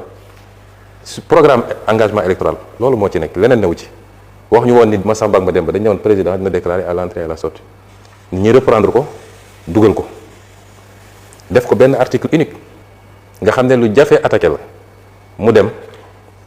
peut-être ci ñàkk pexe ñu ne d'accord nañu mais nañ ci dugal premier ministre et président assemblée nationale gars yi ne leen d'accord nañ parce que yaakaar nañ suñ ko waxee dañ naan non non non bu ñu ko def ñu ne leen d'accord nañu nañ ci dugal sax yeneen institutions yi wala sax nañu modifier loi bi ne toutes les déclarations de patrimoine dañ ko publier parce que déclaration de patrimoine dañ ko def ñaar dañu jël le président de la République parce que suñu système moo mel noonu pourquoi c'est seulement le président de la République qui prête serment devant le conseil constitutionnel pourquoi président de l'Assemblée nationale du ko def te muy deuxième personnalité pourquoi keneen ak keneen du ko def président dafa doon lu spécifique moo tax ñu réserve ko régime spécifique léppam ñu yóbbu ko ci constitution bi léppam ñu yóbbu ko ci constitution bi ñeneen ñi ñu yóbbu leen ci yeneen loi ñeneen ñi dañuy déclarer à l'entrée et à la sortie ma leeral foofu man musuma raté sama déclaration bi may nekk maire déclaré na bi may nekk premier ministre déclaré na bi may nekk assemblée nationale musuma raté déclaration sama déclaration mi ngi fii OFNAC man amul lu may nëbb su loi ne woon OFNAC day publier dina publier loolu question de loi la te gëm naa ni nañu modifier loi bi parce que bëri na ay yu à la pratique bëri na yoo xam ne amaana waa OFNAC ñoom seen bopp gis nañu ni problème am na donc loi boobu dinañ ko modifier li jaadu woon mooy la ñuy modifier ci président nañ ko modifier ci constitution bi les députés étaient en train de travailler pour li ñuy modifier pour les autres ñu modifier ko ca loi wu déclaration de patrimoine pour les autres loolu moo jaadu woon mais ñoom jàppoon nañ ni bu ñu nee na ñëpp déclaré rek ñu dañ naan comme peut-être dañoo am lu ñuy nëbb nañu tëj ñu leen ay wax tout de suite d'accord nañu kon à partir de maintenant ñaari waratul am recours warul am parce que loo xam ne ñëpp dëppoo nañ ci exécutif ak majorité bi kon recours warul am président warul def recours majorité parlementaire du ko def et j'espère que opposition bi du ko def parce que gisuma ban intérêt la am pour def nañ une saisine du conseil constitutionnel par le premier ministre. gisaguñu ko parce que suñu saisiree conseil constitutionnel daf may bind. ba àjjuma may jóge fii jotuma une correspondance du conseil constitutionnel mais saisine warul non loolu c'est sur les fonds spéciaux. oui les fonds spéciaux. mais c'est pas pour lii exactement. donc dama ne recours warul am te ñoom xam nañu seen i pexe même bu ñu deful recours mën nañu jaare ci yenn député opposition yi ne leen def leen recours xam nga defoon nañ ko ci sama réintégration fii mais recours warul am benn dem référendum warul am te moom président neen day dem référendum léegi yow da ngay woo peuple bi ne leen lan est-ce que d'accord ngeen man ak président assemblée ak premier ministre ñu déclarer suñu patrimoine à l'entrée et à la sortie te ñu publier ko loolu di nga ci woote référendum def ci 10 milliards ou 15 milliards. mais bu ñu dee def référendum du loolu kese peut-être y aura d'autres questions. oui mais bii lu ñu voté la ba pare yàqul beneen référendum bu ñëw mais bii voté nañ ko ba pare que ce sera voté à la majorité absolue donc ñaar yooyu waratul am ku ko def rek mooy yaa ngi bëgg a tappale. d'accord maintenant man sama patrimoine amuñu dara luñ ciy nëbb sama patrimoine mooy li gën a transparent xam naa ni ça fait fantasmer beaucoup de gens ndeysaan mais ñu ngi koy wax tey suñu ne woon OFNAC am na habilitation pour publier mon patrimoine mën nañ ko publier man amu ci problème je ne suis pas riche daanaka dara aw ma ko pauvre non plus. je suis pauvre man je suis pauvre de nee nañ dafa bëri. dara aw ma ko man sama patrimoine ma wax la fii sama salaire moo ci nekk salaire bi ñuy fay fii ma bloqué woon ko te amoon ci yéene bu eggee benn montant ma jox ko les victimes loolu moo nekk ci sama patrimoine kër gi ma am fii cité kër góor gi yéen ñëpp xam ngeen ni dama ko joxe donation samay soxna ak samay doom dem devant notaire ñu def ko ñu dem muté ko au niveau des impôts et domaines benn kër googu laa am te signalé naa ko ci sama déclaration de patrimoine mais nekkul sama tur am naa ñaari sagaru oto yu ma déclaré man sama patrimoine loolu la aw ma ay milliards aw ma ay centaines de millions. yàlla mi ma tiim loolu mooy fantasme loo nit ñi nag jàppal bàyyil Ousmane ak léegi mënoon naa ko génne d'ailleurs man publié woon naa sama déclaration de patrimoine en temps je me suis appauvri même bi ñu ma dàqee fonction publique 2016 dama publié sama document ne leen nag ku mun a génne lenn lu wuteeg li ma wax nii kenn ku ko mën a génne rek j'arrête la politique est-ce que tey ba tey kenn génne na ko. d'accord alors te li ma wax nii je les lance un défi dañu dem génne leneen lu Ousmane Sonko am bëgg naa nag am ay milliards moom wax dëgg yàlla waaye ci ngor ak njub parce que damaa bëgg a dimbale ay nit jaamu ci yàlla su ma sañoon dina am alal bu bëree bëri waaye yàlla may ma ko pour le moment mais maa ngi dund alhamdulilah. am na ay questions yu bari yu des suñu kanam te waxtu mi ngi ñuy dàq bu baax a baax ñu bëggoon wax ci wàllu dette relation Sénégal ak FMI ak renégociation yi ñu fi annoncé woon ñoom ci wàllu yenn am yi réew mi am les ressources naturelles alors am na ñu bari ñu jàpp ne diggante Sénégal ak FMI ak Banque mondiale fan yi ñu ngi commencé di jëflante waat wala boog ñu ngi jëm ci yoonu jëflante am ñu jàpp ne Ousmane Sonko bokkoon na ci li nga xam ne mooy facteur de blocage lan ngay tontu ñooñu leen. waaw newoon nañu Ousmane Sonko moo tere nit ñi liggéey Ousmane Sonko dem na depuis 3 mois gisaguma ñu lancé fi dara.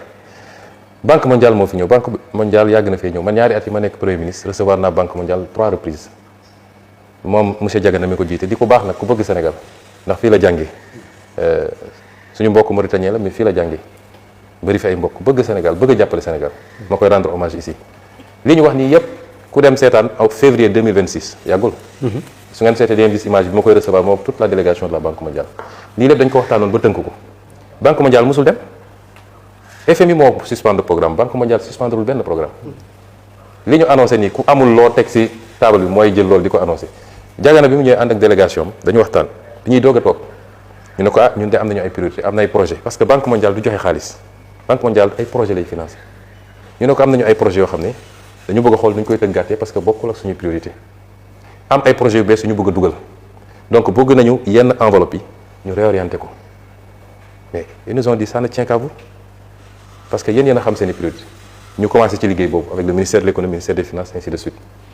ñëw nañ fi ñetti yoon ma recevoir leen bu ci mujjee février bii la kon dara beesu fi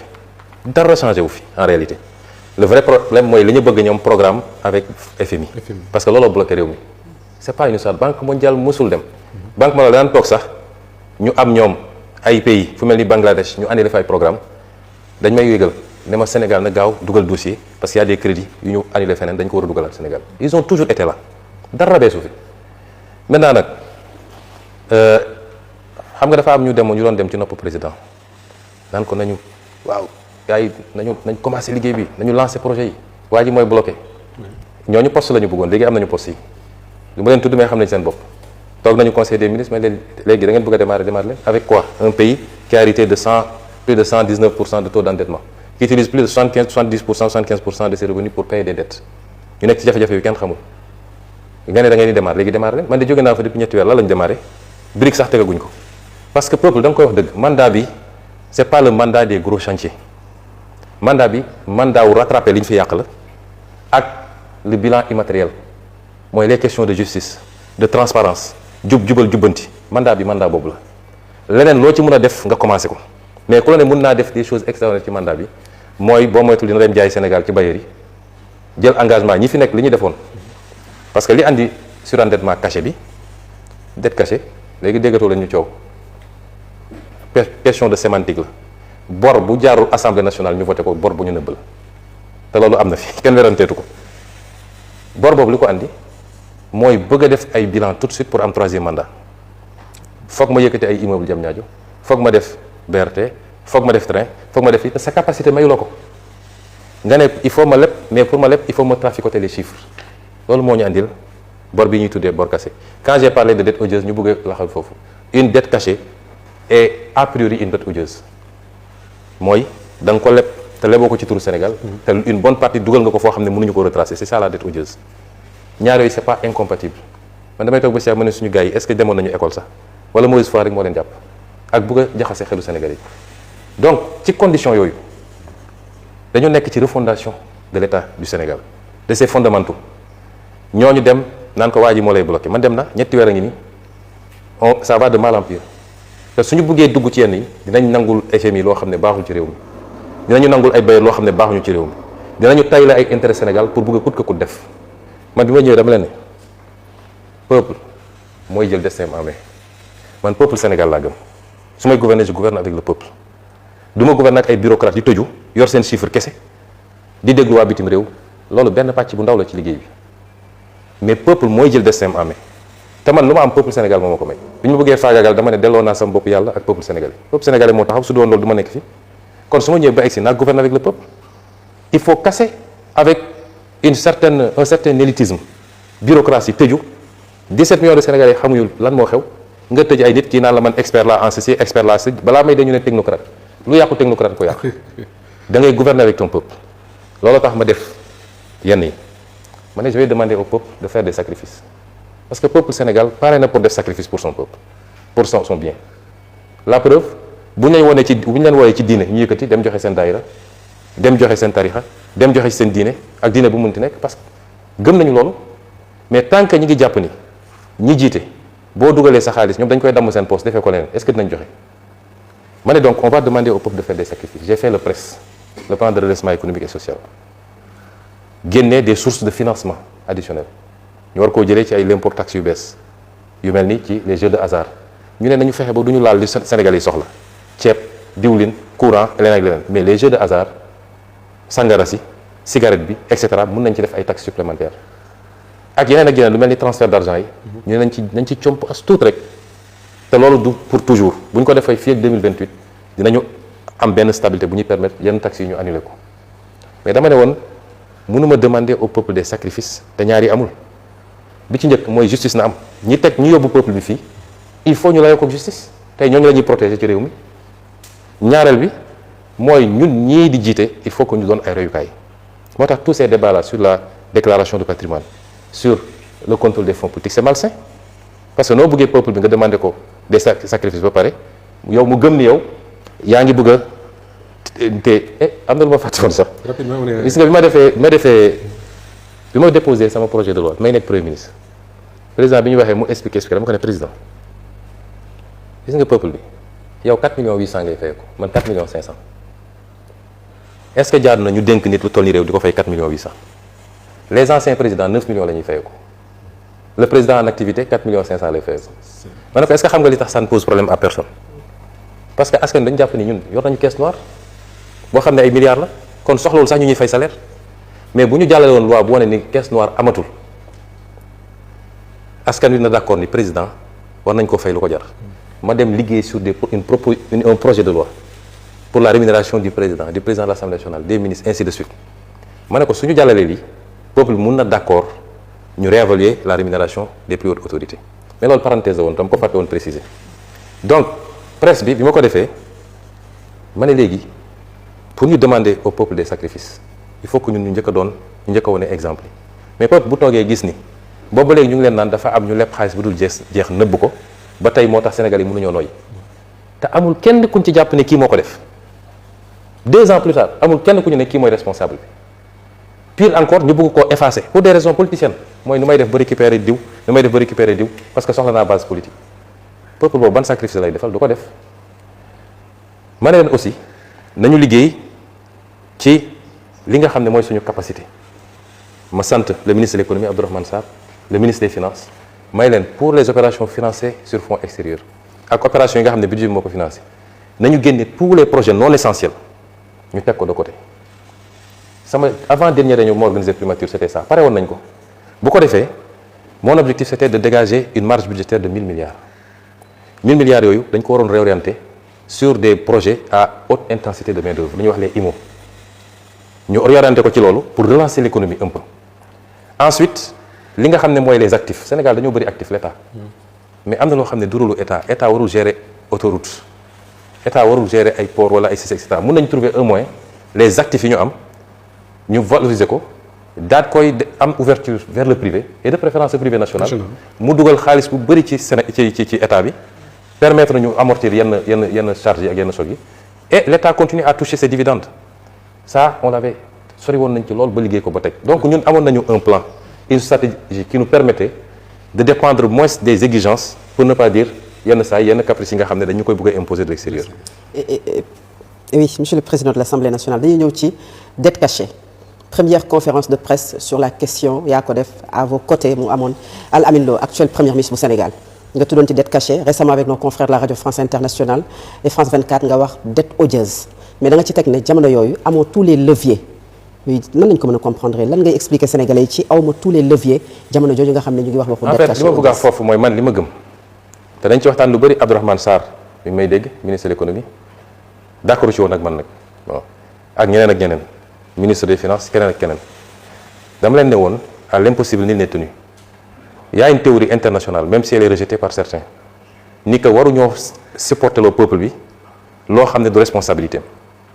parce que soo jëlee dette bi nga xam ne mooy financement extérieur yi mais responsabilité yi xam nañ ko parce que bailleur bi ñëw di joxe xaalis war na vérifier est-ce que projet bi mi ngi ci cadrage budgétaire bi est-ce que les députés du Sénégal approuvé nañu lii ba joxe autorisation état bi pour mu leb pour def lii ministre des finances ministre de l'économie qui est pour l'intérieur qui est pour l'extérieur amuñu droit ñoom di valider des financements yoo xam ne nekkul ci cadrage budgétaire boo xam ne ñoom ñoo ko def andi ko assemblée ñu voté ko ba ci cour suprême parce que su ñëwee dañuy yóbbu cour suprême ñu ne ko vérifier est-ce que amul problème juridique bu am le seul problème juridique bu ñu war a wax mooy cour suprême day vérifier la loi de finances initiale ou rectificative mu xool est-ce que ces crédits sont inscrits au nom de quoi cour suprême di autoriser ne gisuñu benn problème alors que c'est pas inscrit il y a une chaîne de responsabilité ma ne nag war nañu woo tous les responsables ñu ne leen pourquoi ngeen def li en méconnaissance ou en violation de la loi deuxièmement bor bi nga xam ne leer nañu c'est une dette odieuse mooy non seulement lebuñu ko ci turu Sénégal muy une dette cachée mais am na ci yoo xam ne soo lire rapport Cour des comptes y a des montants yoo xam ne kenn mënul gis fan la dugg loolu dama ne man je refuse de payer ça loolu laa doon wax j'avais pas tous les je leur ai dit on doit refuser de payer ces dettes là on me dit soo ko deful sa réputation day yàqu sur l'international les gens vont fermer tous les marchés etc etc j'ai dit non on peut s'en défendre parce que c'est une théorie boo xam ne même au niveau des instances internationales les plus élevées dañ koy wax mais leen donc man mënuma bor bu mel nii nga xam ne ñëpp am nañ ci responsabilité ki lebale ki leb ñi ko dox ñi ko waxaale ñëpp am nañ ci responsabilité ba mu des le peuple sénégalais parce que yëgul ba pare ñu ne peuple sénégalais bi yow yaa ko war a fay. D'accord. Ma ne donc cette partie là man si j'avais les leviers parce que mënu ma ko def en tant que premier ministre sous président de la République validé wul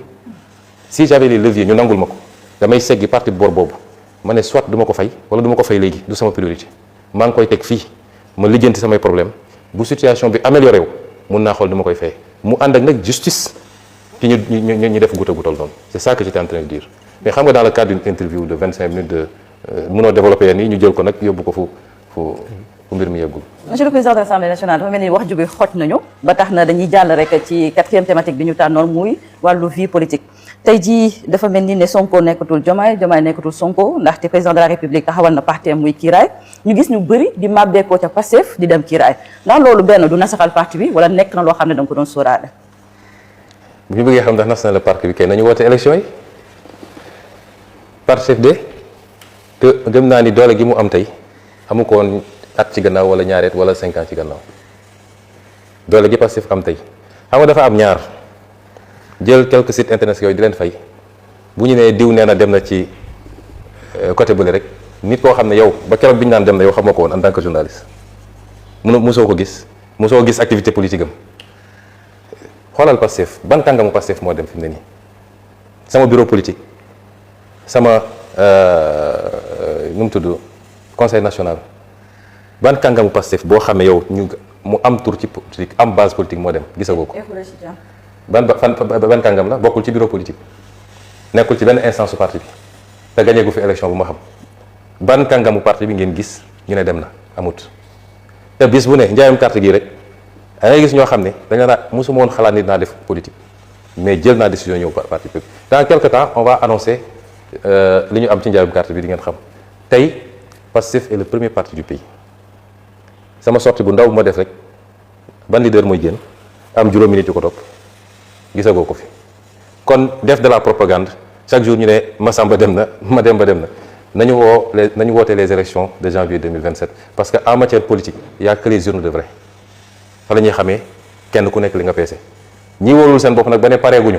ña ngay tabax ñoom la ñu war a xool seen affaire man su ma sañoon dañuy def élection anticipée dañ koy def mois de septembre wala octobre dañuy def élection bu gaaw a gaaw parce que dama waxoon ni bu may lancé le 8 novembre 2025 dama ne clarification politique fi mu ne nii pare nañ clarification politique bi clarification électorale moo des te ñun foofu la ñu bëgg a jëm Pastef du fi moroom benn parti politique ñu ko fi njëkk a judd bëri na ñu ko fi ëpp jaar bëri na waaye du fi moroomu benn parti politique loolu man maa la ko wax fii tey te yow sax xam nga ko. ci parti politique Pastef boobu laay des jigi en perspective des élections locales possibilité dissolution de l'Assemblée nationale peut-être bu amee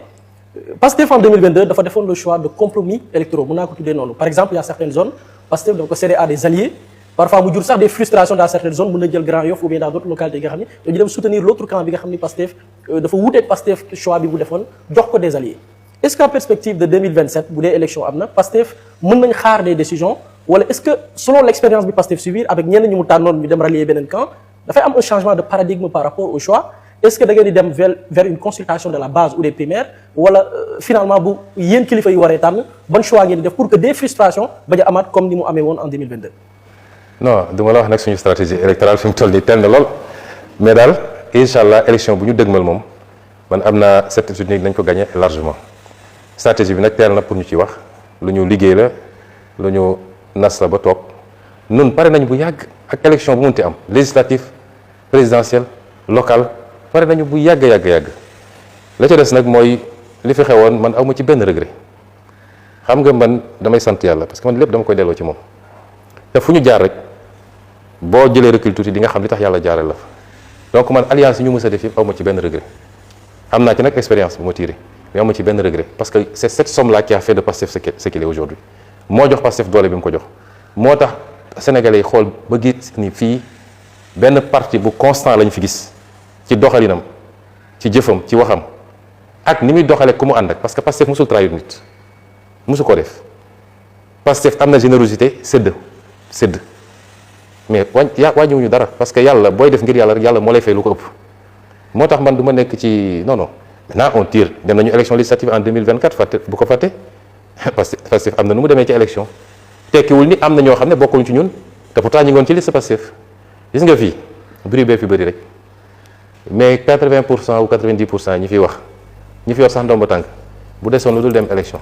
bu leen Pastef ne ñëw leen ma dugal la sama liste nga nekk candidat bi keneen ku leen woo du ñëwuyu parce que ñi xam ni xeex bi du am te ku jàkkaarloog Pastef mën nga gagner waaye xeex bi day métti kon du ma détailler fii suñu stratégie mais retenez que incha allah on est en train de se donner les moyens pour gagner toute élection à venir. adhésion maanaam ñoo xamante ne dañu jóge Pastef dem Kiraay dañu gis ne ñenn ñi dañ leen di génne ci groupe WhatsApp yi des coordonnateurs également sont changés ou remplacés même dans certaines localités ki nga xam ne nag moom la olof di wax ndayum bi léegi muy le président de la République Bassirou Diomaye Faye membre du parti Pastef président du parti Kiraay moom ban décision la ci Pastef di jël. waaw mais sàcc bi dara yàqu di nelaw loolu moom xam nga ba léegi gisagoo une décision officielle du parti au sommet d'exclusion de quelqu'un base yi nag ñoom xam nga base yi ni ñuy fonctionner gisagoo ñu bureau bi réunir ne diw exclure nañ ko ñu saisir conseil national loolu mooy procédure yi defaguñ ko ñeneen ñi nga tudd ñëpp c'est pas spécifique au président de suñu procédure ne leen suñuy exclure nit on constate sa démission de juré ou de facto bureau bi de réunir constaté ko ñu saisir le conseil le conseil national ñu valider ko ça c'est pas spécifique au président Diomaye ñeneen ñëpp defaguñ ko pour ñoom maintenant base bi des mécanismes conservatoires nit bu bokkatul koy bokkatul doo ko bàyyi sa groupe WhatsApp mu dégg li ngay def di ko joxe ji ça c'est des mécanismes des trucs des mesures conservatoires certainement mais c'est pas spécifique à lui-même maintenant de facto suñu texte li mu wax mooy munoo bokk Pastef bokk beneen parti loolu suñu texte wax liñ ci war a def nag nañ ko def. alors pour conclure cette émission parce que waxtu bi jeex na takk Ousmane Sonko fii réew mi toll jafe-jafe yi mi ngi fii assemblée nationale mi ngi ci lim nekk président de la république ma nga ci la nekk mais est-ce que yaakaaroon ne intérêt réew mi tey mooy yow président de l'assemblée ak le président de la république ngeen toog ci jataay waxtaane réew mi ak fan la jëm ci weer yi ñu jëm. mais loolu ça dépend du président. ça ne dépend pas de moi. su dee wax institutionnellement ci réew mi institutionnellement xam nga dialogue des institutions mi ngi am tous les jours dafa am ci wàllu politique. damay toog ba si ak reetaan jàpp ma ne léeg-léeg ndaje seetaan na ci dàq def naa loolu la ñuy wax xam nga opposition bi une partie de l'opposition ak président ak ñi mu ànd ak lambigolo la ñu nekk ñoom opposition bi depuis qu'on est arrivé au pouvoir dañu ne bu kenn attaqué Diomaye dañ ko diw bër bi utiliser ko pour mu dal ci Sonko mu liquider ñu Sonko bu loolu amee ba pare nag ñun ñu jàkkaarloog moom parce que ñoom gëm nañ ni moom doy leen dëkki ñoom ci loolu lañ ne woon moo tax pendant 2 ans ba tey ji sax dañu am problème léeg-léeg ñu xaw a fekkatiku waaye seen problème yëpp c'est Sonko ñu ne ci ndeysaan ba jékki-jékki rek ximilu ko gis ni waa ji mi ngay jël seeni maire ñu ne nag mbir mi doy na waar ci la ñu commencé nag di wëlbati ko dañ koy critiquer ak di réclamer ay élection yu kenn xamul ñun nag nous sommes au balcon comme disent les jeunes parce que ñun mën nañu wàññi lu toll ni tarfatayn au contraire dañoo yokk ba kenn xamul fu ñu toll actuellement léegi nag ñu ngi leen di seetaan ñoom seen biir ci cadre boobu la ñu poussé peut-être président ak yenn ci àndandoo yi nga xam ne fu ñu mës a nekk yàq rek la ñu fa nekkee di ko pousse à l'extrémisme soo seetee seen discours yëpp ma damay xoolal seen élément de langage ñeneen ñoom ñooy les institutions ñoo respecté les institutions soi-disant Pastef ak Ousmane Sonko respecté wuñu les institutions léegi nag ma jox la cas yu gàtt entre ki nga xam ne yaa ngi faire poser des incertitudes sur la tenue d'élection yoo xam ne date bi loi moo ko teg yaa ngi dàq ay nit uniquement parce que ànduñoo ak yow ci politique te pourtant xam nga ni ils sont compétents dina remplacer ñoo xam ne mar d'Italie yaa ngi wañ loxo institution li ma wax président xam ne li ma wax di ko def looloo xam ne c'est en violation de la constitution nga xam ne loolu mënoon nañu ci topp haute cour de justice bu garaaw la entre kii def loolu yëpp ak ki nga xam ne li muy def yëpp mu ngi ko teg dans le cadre de ses attributions constitutionnelles kan moo respecté wul constitution en réalité su nit demee nga nekk président de la République dem ba ne fi ma toog nii laa xam ne mbir mi c'est pas le peuple c'est pas les foules parce que yow amoo peuple amoo foule ñemewoo sax génn ci foule yi parce que ragal nga ñu sonkoriser la nga ne léegi mbir yi c'est pas les peuples c'est pas la foule alors que la foule moo la fal nga ne mbir mi c'est les institutions loolu foo ko dégg rek fi ñu bëgg a jëm baaxut. D'accord. mooy utiliser les institutions contre d'autres personnes qui détiennent la légitimité jël ay institutions di leen jouer le rôle li nga mënul am ci politique nga ne na ma ko institutions yi defal nañ ma dalal ci kaw diw nañ ma éliminer candidature diw foo dégg ko wax loolu rawatina président de la République mooy moom xam na ni élection mënu faa dem am dara léegi nag naka laay instrumentaliser te li ñu dal diggante 2021 ak 2024 yëpp lan la woon instrumentaliser les institutions contre la légitimité ndax yàlla xam na ni légitimité bi yàlla Pastef la ko joxoon ak Ousmane Sonko la preuve bi ñu demee ba gàllankoor Ousmane Sonko Sénégal yëpp dañ doon wax ni su désigné woon Buri Jaxate sax mu nekk président xam naa ni sax présidente laa waroon désigné moo gënoon wóor mais loolu lañ doon wax nga utiliser les institutions contre la volonté populaire yooyu la gars yi di bëgg a toggaat di ko andi ak essayer utiliser naan diw moom dafa yaru diw yaru gis nga ñun soxlawuñu yar ak ñàkk yar fii kenn ñàkk ko yar man de kenn du toog ba dégg ma saaga wala ma xaste am naa nag sama fulla am naa sama tempérament ku nekk ak ni yàlla bindee damm loos ak laxal baat taxul nit yaru li nit di def ci suuf ñun lu ñu soxla mooy la ñu wax a teg askan wi nit ku ko respecté loolu rek la ñu soxla leneen yëpp ay détails la man su ma woon président boo xam ne sax day xëy di sànni tànk te di jëfee lu askan wi xaar ci moom ma dellu sant yàlla argument yi ñuy utiliser yëpp dafa am lu ñuy préparer c'est des arguments préparatoires man nag dinaa la wax dialogue des institutions fa laay daanele dialogue des institutions mi nga am tout le temps ndax chaque jour su proposition de loi amee damay bind président mu tontu ma bu dee commission d'enquête damay bind ministre de la justice mu tontu ma président bu buggee envoyer projet de loi da koy envoyer fii ñu gérer ko bu ma nee lii c'est urgent ma programme ko en urgence su dee baax na ci réew mi ñu woteel ko sans hésiter donc dialogue boobu am na te xiiroo amul ngaayoo amul bu ñu demee ba jàpp ni d'accord ñu am na àttekat président mën na ko fa yóbbu député mën nañu ko fa yóbbu kon problème amul mu des nag diggante moom ak man bi ñuy mujjee wax am na lu ma ko wax bu la gars yi ngem nax la ne la demal dal ci kaw Ousmane Sonko mënoo ci am ndam benn ñaareel bi mënuma laa yéene lu bon te duma la mus a def lu bon wala lu ñaaw réew mi ñoo ko bokk lu munti am même su ma nekkuloon dara ci réew mi dem toog ba mooy laaj ma sama xalaat ma ne lii moo ci sama xalaat kon jàppal ni yéene bi ñu amoon ci yow ba andi la fii yéene googu tey mi ngi fi ba léegi te yéene gi du yow sa jëmm man tànnuma la parce que tu es le plus beau ou le plus jeune ou le plus sage su doon loolu wala damaa bokk ak yow deret su doon loolu am na ñeneen ñu ma mën a tànn mais yaakaar gi ma amoon ci yow c'est par rapport au pays le Sénégal man Moustapha lu ma booleeg nit rek Sénégal la mais c'est pas des questions personnelles nit mun na taxaw fii saaga ma xas ma et cetera taluma ko kon nous restons ouverts à discuter ci li nga xam ne mooy njëriñu réew mi te li ma gëm nag man tey benn verrou moo fi des mooy assemblée nationale parce que gars yi dañoo 2 ans yi dañoo sonnoon lu bëri li ma téyewoon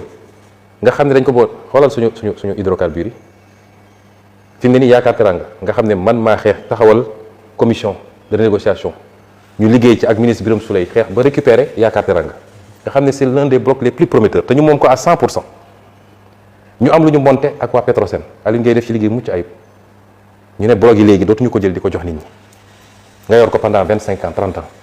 mais dañ koy jox suñu compagnie nationale moom mu def montage am essayer lever une partie des fonds out des partenaires techniques société turque seen dernier bloc bi ñu am noonu la ñu def tey soo amee sa bloc téye ko